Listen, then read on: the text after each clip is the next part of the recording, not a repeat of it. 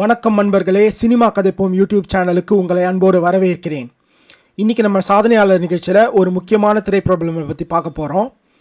இவர் பார்த்தீங்கன்னா மலையாள சினிமாவோட ஒரு முன்னோடி திரை இயக்குனர் அப்படின்னு சொல்லலாம்.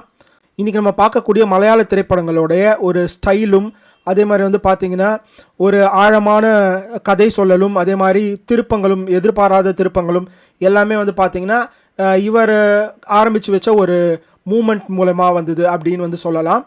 அவர் வேறு யாரும் இல்லை, அடூர் கோபாலகிருஷ்ணன் அப்படிங்கிற இயக்குனர் தான். இவரை பற்றி சொல்லணும்னா, ஜூலை 3ஆம் தேதி 1941ஆம் ஆண்டு கேரளாவின் கொல்லம் மாவட்டத்தில் இருக்கக்கூடிய அடூர்ன்ற ஊரில் பிறக்கிறாரு. இவரோட குடும்ப பின்னணி பார்த்தீங்கன்னா கதகளி கலையில் ஏற்கனவே ஈடுபட்டிருக்காங்க. இவர் 8 வயதுலேருந்தே மேடையிலலாம் பெர்ஃபார்ம் பண்ணியிருக்காரு. அதே மாதிரி ஒரு மாணவராக பல நாடகங்களையும் எழுதி இயக்கியிருக்காரு. இவர் 1961ஆம் ஆண்டு தன்னோட பட்டப்படிப்பை முடிச்சுட்டு தமிழ்நாட்டில் ஒரு கவர்மெண்ட் பணியில் வேலை செய்கிறாரு.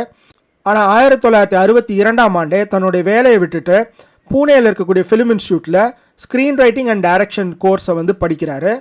இவர் படித்து முடித்ததுக்கப்புறமா 1965ஆம் ஆண்டு பார்த்திங்கன்னா சித்ரலேகா ஃபிலிம் சொசைட்டி அப்படிங்கிற ஒரு சினிமா இயக்கத்தை தொடங்குறாரு. அதுவே பார்த்திங்கன்னா மலையாள சினிமாவில் ஒரு புது அலையை உருவாகிறதுக்கான அடித்தளமாக அமையுது. இவரோட முதல் திரைப்படமான சுயம்வரம் அப்படிங்கிற படம் 1972 வெளியாகுது. இந்த படம் மலையாள சினிமாவில் ஒரு மைல்கல்லாக கருதப்படுகிறது.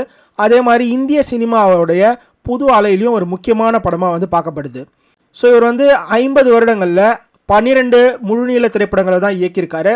ஆனால் பல குறும்படங்களையும் ஆவணப்படங்களையும் இயக்கியிருக்காரு. இவரோட ஃபிலிம்ஸ் பார்த்தீங்கன்னா can, Venice, Berlin, Toronto, London, Rotterdam உள்ளிட்ட பல சர்வதேச திரைப்பட விழாக்களில் திரையிடப்பட்டிருக்கு. இவருக்கு கிடைச்ச அங்கீகாரங்களை பார்த்தீங்கன்னா கிட்டத்தட்ட 16 தேசிய விருதுகளை வென்றிருக்காரு. அதே மாதிரி 17 கேரள மாநில திரைப்பட விருதுகளை வாங்கியிருக்காரு.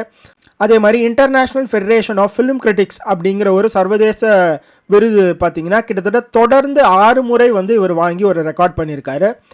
அதே மாதிரி பல்வேறு சர்வதேச விருதுகளையும் வாங்கியிருக்காரு. இவர் அங்கீகரிக்கும் விதமாக பிரான்ஸ் அரசாங்கம் லீஜியன் ஆஃப் ஆனர் அப்படிங்கிற ஒரு உயரிய சிவிலியன் விருதை இவருக்கு வழங்கியிருக்காங்க.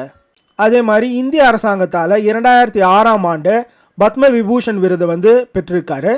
அதே மாதிரி சினிமாவில் இவர் செய்த மிக பெரும் சாதனைகளுக்காக 2004ஆம் ஆண்டு தாதா சாஹேப் பால்கே விருதையும் வாங்கியிருக்காரு. அந்த விதத்தில் பார்த்தீங்கன்னா இவருடைய திரைப்படங்கள் மலையாள சினிமாவில் ஒரு புது பாய்ச்சலை ஏற்படுத்தியிருக்கு. அதே மாதிரி இந்திய சினிமா மட்டுமல்லாமல் உலக சினிமாவிலையும் இவர் ஒரு குறிப்பிடத்தகுந்த இயக்குனராக இடம்பெறாரு. இன்றைய சாதனையாளர் நிகழ்ச்சி உங்களுக்கு பிடிச்சிருக்கும்னு நினைக்கிறேன். இது உங்கள் ஃப்ரெண்ட்ஸ்க்கும் ஷேர் பண்ணுங்கள். இது போன்ற பல வீடியோக்களை தொடர்ந்து பெறுவதற்கு சினிமா கதைப்போம் யூடியூப் சேனலை சப்ஸ்கிரைப் பண்ணுங்கள். மீண்டும் ஒரு நிகழ்ச்சியில் சினிமா கதைப்போம். நன்றி.